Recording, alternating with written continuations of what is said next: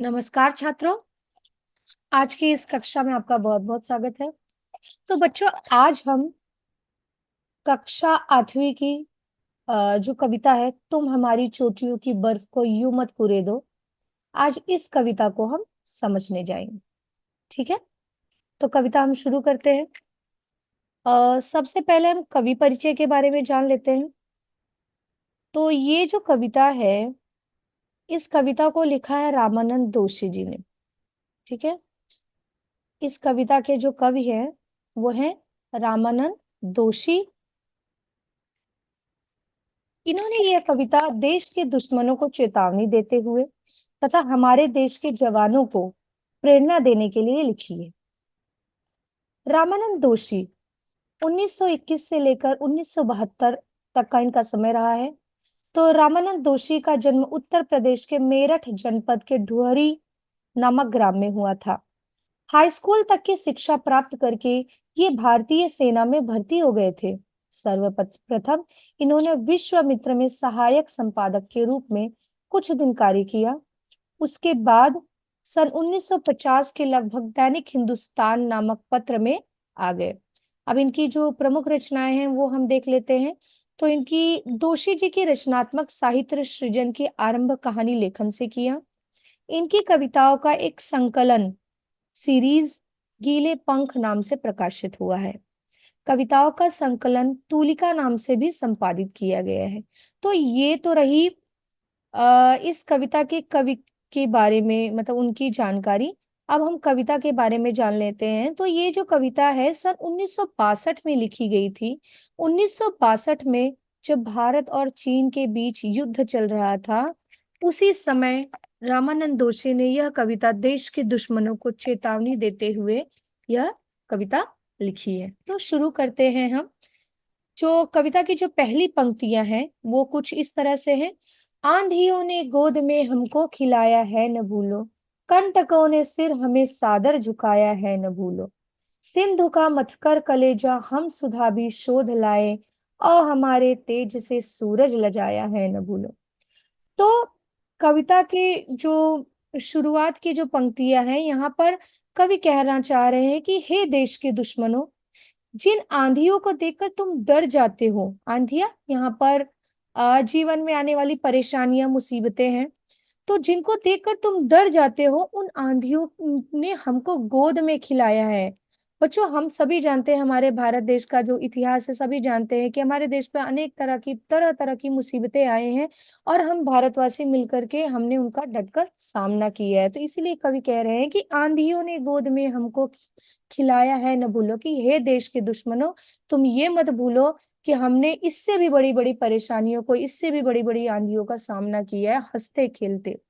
कंटकों ने सिर हमें सादर झुकाया है न भूलो। यहाँ पर कंटक यानी वैसे तो कांटा होता है, लेकिन यहाँ पर मुसीबतों के रूप में उन्होंने बताया है कि हमारे जीवन में आने वाली जो परेशानियां हैं, हमारे आगे उन्होंने भी अपना जो सिर है वो झुका लिया है। और हम ऐसे देश के वासी हैं जिन्होंने सिंधु का मथकर कलेजा हम सुधा भी शोध लाए। तो कवि कहना चाह रहे हैं कि हम ऐसे देश के देशवासी हैं जहां पर एक समय ऐसा था कि हमने सिंधु का यानी समुद्र का जो कलेजा था उसको मथ कर वहां से हम सुधा शोध लाए। सुधा अमृत, और शोध यानी खोजना। तो आप सभी जानते हैं समुद्र मंथन के बारे में। तो यहाँ पर कवि समुद्र मंथन का वर्णन करते हुए कह रहे हैं कि हम ऐसे महान देश के देशवासी हैं कि जिन्होंने समुद्र मंथन करके वहां से अमृत ढूंढ निकाला था। तो तुम हमें किसी से भी कम आंकने की कोशिश मत करना, और हमारे तेज से सूरज लजाया है न भूलो। और इतना ही नहीं, हमारे तेज के आगे, हमारी ऊर्जा के आगे सूरज भी लजा गया है, वो भी शर्मा गया है। एक बार हम कविता की जो भाव है वो जरा यहाँ से पढ़ लेते हैं। तो आ पहली जो पंक्तियां हैं कुछ इस तरह से कवि कहना चाह रहे हैं कि कवि भारत देश के दुश्मनों को सचेत करते हुए कह रहे हैं कि ए दुश्मन, हमसे टकराने से पहले ये मत भूलना कि जिन आंधी तूफानों को देखकर तुम्हारी रूह कांप जाती है, उनमें तो हम खेल कूद कर बड़े हुए हैं, अर्थात हिमालय की गोद में हम हंसते खेलते बड़े हुए हैं। हमारे रास्ते में कांटे यानी मुश्किलें हमारे साहस के आगे खुद झुक जाती हैं। हम ही हैं जो सागर मंथन करके अमृत को बाहर निकाल लाए। ये मत भूलो कि हम भारतीयों के शौर्य का तेज इतना है कि जिसके आगे सूरज भी शर्मा जाता है। ठीक है बच्चों, अब इसके बाद हम दूसरी तरफ जाएंगे। बहुत ज्यादा डिटेल में मैं नहीं जाऊंगी, नहीं तो बहुत लंबा हो जाएगा यह वीडियो। अब इसके बाद देखिए कवि क्या कह रहे हैं कि वे हमी तो हैं कि एक हुंकार से ये भूमि कापी, वे हमी तो हैं जिन्होंने तीन डग में सृष्टि नापी, और वे भी हम कि जिनकी सभ्यता की विजय रथ की धूल उड़कर छोड़ आई छाप अपनी विश्वव्यापी। अब कवि कह रहे हैं कि हम वही हैं, वे हम ही हैं कि जिनके एक हुंकार से ये जो समस्त धरती है वो कांपने लगती है। हुंकार यानी गर्जना, गुर्राना। हमारे हुंकार से ही ये समस्त धरती कांपने लगती है, भूमि कांपने लगती है। वे हम ही तो हैं जिन्होंने तीन डग में सृष्टि नापी। अब यहाँ पर फिर कवि ने हमारी पौराणिक कहानियों का एक उदाहरण दिया है, वामन अवतार। बच्चों, वामन अवतार के बारे में हम सभी ने सुना है, जाना है। तो यहाँ पर कवि कह रहे हैं कि हम ऐसे देश के देशवासी हैं जहां पर आ, वामन अवतार जब भगवान विष्णु ने लिया था तो उन्होंने सिर्फ तीन डग में, सिर्फ तीन पग से ही उन्होंने पूरी की पूरी जो सृष्टि है वो नाप डाली थी। हम ऐसे देश के देशवासी, हम ऐसे लोगों के वंश है। और वे भी हम की जिनकी सभ्यता की विजय रथ की धूल उड़कर छोड़ आई छाप अपनी विश्वव्यापी। और इतना ही नहीं, हम ऐसे देश के देशवासियों के वंशज है जिन्होंने अपनी सभ्यता की विजय रथ सिर्फ अपने देश में ही नहीं, हमारी जो संस्कृति है, हमारी जो सभ्यता है, उसका जो विजय रथ है वो संपूर्ण विश्व पर अपनी छाप छोड़कर आए हैं। उदाहरण के तौर पर जैसे हमारे हो गए चंद्रगुप्त मौर्य, स्वामी विवेकानंद, ऐसे अनेकों महान लोग हैं जिन्होंने हमारे देश की जो सभ्यता है, जो संस्कृति है, वो पूरे विश्व के सामने उसका झंडा फहराया, उसकी महानता को दिखाया है। तो एक बार इसका हम पूरी तरह से शाब्दिक वर्णन समझ लेते हैं। तो देखिए, कवि भारत के देश के दुश्मनों से कह रहे हैं कि तुम हमें कमजोर समझने की गलती मत करना। हम वही हैं जिसके एक दहाड़ से समस्त धरती कांप उठी है।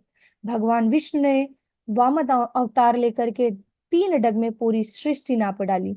हम उन्हीं भगवान विष्णु के अंश हैं।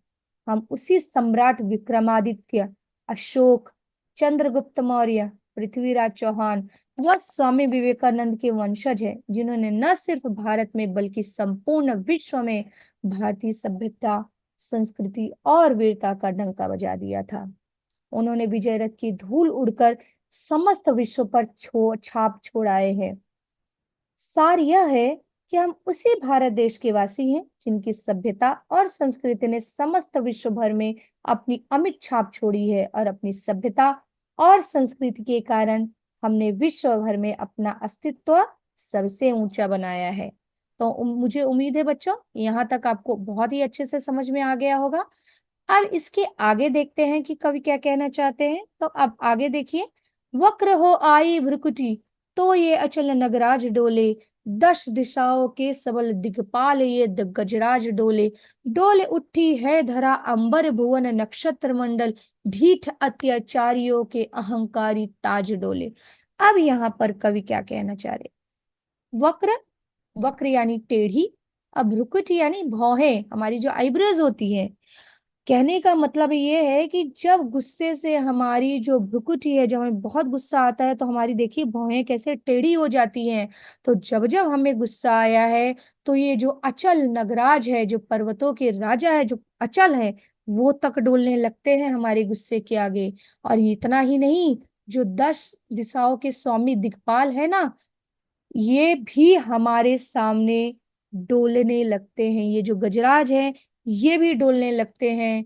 डोल उठी है धरा अंबर भुवन नक्षत्र मंडल।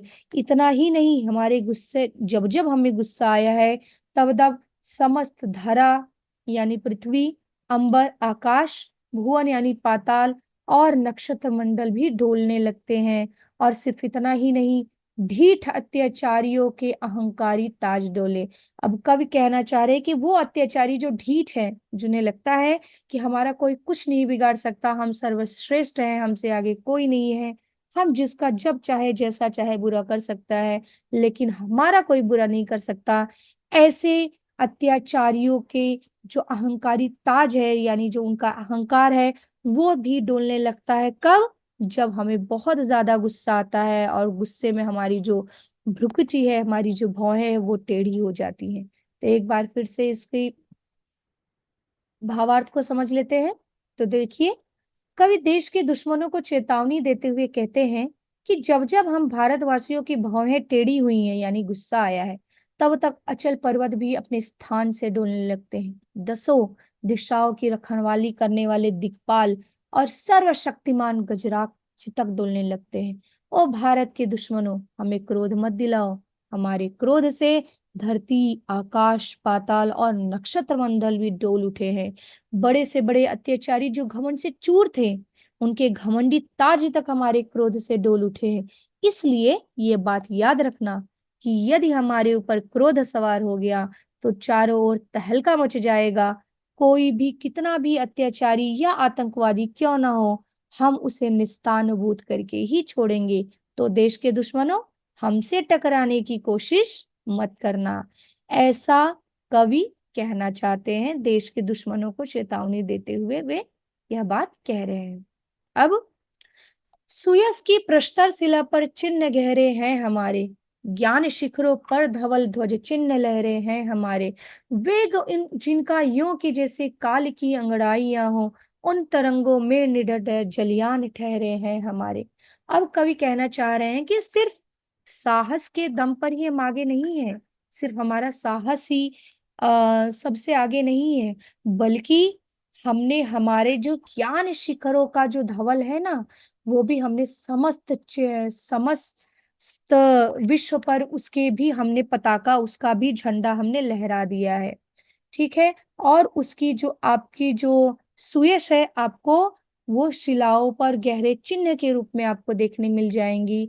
वेग जिनका यों की जैसे काल की अंगड़ाइयां हो, उन तरंगों में निडर जलियान ठहरे हैं हमारे।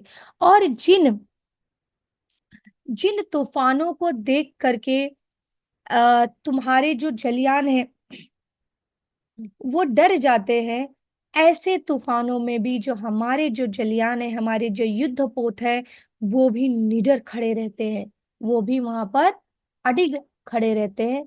एक बार फिर से इसका भावार्थ को समझते हैं। तो देखिए, यहाँ पर कवि देश के दुश्मनों को चेतावनी देते हुए कहते हैं कि हम भारतीयों ने अपनी जीत और विजय के गहरे चिन्ह पत्थरों पर बनाए हैं, ज्ञान के हर क्षेत्र में अपनी ज्ञान रूपी ज्योति के उज्जवल ध्वज को लहराया है। अब उदाहरण के तौर पर आप आर्यभट्ट को ही ले लीजिए। साक्षात काल की अंगड़ाइयों के समान वेगवान जल तरंगों में भी हमारे जलयान निडरता से ठहरे, अर्थात हम इतने साहसी हैं कि समुद्र की उन भयंकर लहरों में जो मौत के मुंह में भी ले जा सकती हैं, ऐसी लहरों में भी हमारे जो युद्ध पोत है वो आराम करते हैं। इसलिए ए देश के दुश्मन, तुम तो हमसे टकराने के लायक भी नहीं हो। ऐसा कवि इन पंक्तियों के माध्यम से कहना चाहते हैं। अब इसके बाद, मस्त योगी है कि हम दुख देख कर सबका दुखी हैं, कुछ अजब मन है कि हम दुख देख कर सबका दुखी हैं, लास्य भी हमने किए हैं और तांडव भी किए हैं, वंश मीरा और शिव के विष पिया है और जिए हैं। मैं एक बार फिर से पढ़ती हूँ, पहले पंक्ति में मैंने सुख के बदले दुख कह दिया था। तो मस्त योगी है कि हम सुख देख कर सबका सुखी हैं, कुछ अजब मन है कि हम दुख देख कर सबका दुखी हैं, लास्य भी हमने किए हैं और तांडव भी किए हैं, वंश मीरा और शिव के विष पिया है और जिए हैं। अब कवि कहना चाह रहे हैं कि सिर्फ ऐसे ही नहीं है, बल्कि हम कुछ ऐसे भी हैं, हम मस्त योगी के जैसे हैं। हम भारत देशवासियों का मन कुछ अलग ही है कि हम, अगर हम किसी का सुख देखते हैं, उसकी खुशियां देखते हैं, तो उसको देख करके ऐसा लगता है कि वो सिर्फ उसके जीवन में खुशी या सुख नहीं है, वो हमारे जीवन का भी एक हिस्सा है। उनके सुख को देखकर हम सुखी हो जाते हैं और हमारा मन कुछ इस तरह सा भी है कि जब हम उनके दुख को देखते हैं, जब हम किसी के दुख को देखते हैं, तो हमारा मन भी उनके दुख में दुखी हो जाता है। और कवि यहाँ पर कहते हैं कि हमने लास्य भी किया है और तांडव भी किया है। यानी कि हमने हर तरह के, हमारे अंदर हर तरह के भाव आपको दिखाई देंगे। हम ऐसे वंशज हैं, हम ऐसे लोगों के वंशज हैं जहां पर लोगों ने विष को पिया है और भी जिए हैं। जैसे वंश मीरा और शिव के, मीरा ने भी अपने जीवन में विष पिया था और शिव जी ने भी हलाहल विष पिया था, लेकिन फिर भी उन्हें कुछ नहीं हुआ और वो जीते रहे।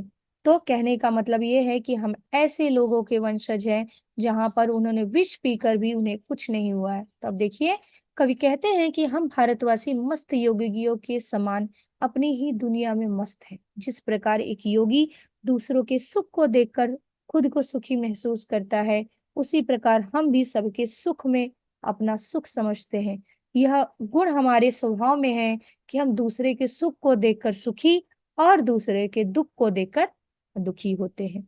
ओ भारत के दुश्मन, ये बात जान लो, हमने लास्य और तांडव दोनों प्रकार के नृत्य किए हैं। शंकर जी ने लास्य नृत्य करके संपूर्ण सृष्टि का सृजन कर किया है, तो अत्याचार बढ़ने पर प्रलयंकारी तांडव नृत्य करके सृष्टि का विनाश भी किया है। हम उन्हीं मीराबाई और शिव के वंशज हैं जो विष पीने के बाद भी जिंदा थे। मीराबाई ने विष पीकर अपनी कृष्ण भक्ति की परीक्षा दी और भगवान शिव ने हलाहल विष पीकर सृष्टि की रक्षा की। तो ऐ देश के दुश्मनों, तुम हमसे टकराने की भूल भी मत करना। अब धीरे धीरे हम कविता की अंतिम पंक्तियों की तरफ पहुंच चुके हैं। अब देखिए यहाँ पर कवि क्या कह रहे हैं। दूध माँ का या कि चंदन या कि केसर जो समझ लो, यह हमारे देश की रज है कि हम इसके लिए हैं। तुम हमारी चोटियों की बर्फ को यूं मत पुरे दो, दहकता लावा हृदय में है कि हम ज्वालामुखी है। अब कवि क्या कह रहे हैं कि यह हमारे देश की रज है, यह हमारे देश की मिट्टी है, यह हमारे देश की धूल है, हम इसके लिए जिए हैं। अब चाहे इस देश की मिट्टी को चाहे तुम माँ का दूध समझ लो, चाहे ये चंदन समझ लो या बहुमूल्य केसर समझ लो, तुमको जो समझना है समझ लो। बस इतना जान लो कि हम अपने देश की मिट्टी के लिए जिए हैं और इसके लिए अपने प्राणों की जान भी गंवा सकते हैं। तो हे देश के दुश्मनों, तुम हमारी चोटियों की बर्फ को यूं मत पुरे दो, क्योंकि हमारे हृदय में दहकता लावा है।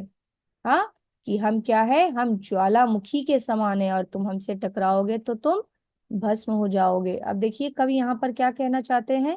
तो कवि देश के दुश्मनों से कहते हैं कि हमारे देश की इस मिट्टी को चाहे तो धरती माँ का दूध समझ लो, चाहे चंदन या केसर के समान सुगंधित द्रव्य पदार्थ, जो भी समझना हो समझ लो, लेकिन ये बात अच्छी तरह जान लो कि यह मिट्टी हमारे देश की है और हम इसके लिए ही जीते हैं। इसलिए ओ भारत के दुश्मन, तुम हमारी चोटियों की बर्फ को यूं बार बार कुरेद कर हमारे जख्मों को हरा मत करो, अन्यथा हम शीतल स्वभाव वाले हिमवान की तरह अपने क्रोध की ज्वालामुखी से तुम्हें नष्ट कर देंगे। तो बच्चों, इस तरह से यह कविता यहाँ पर खत्म होती है। मुझे उम्मीद है कि यह कविता आपको बहुत अच्छे से समझ में आई होगी। अगर आपको यह कविता बहुत अच्छे से समझ में आई हो तो हमारे चैनल को सब्सक्राइब करना ना भूलिए, ताकि आपको इसी तरह के नए नए वीडियोस मिलते रहे और आपकी परीक्षा के समय आपकी मदद होती रहे। धन्यवाद।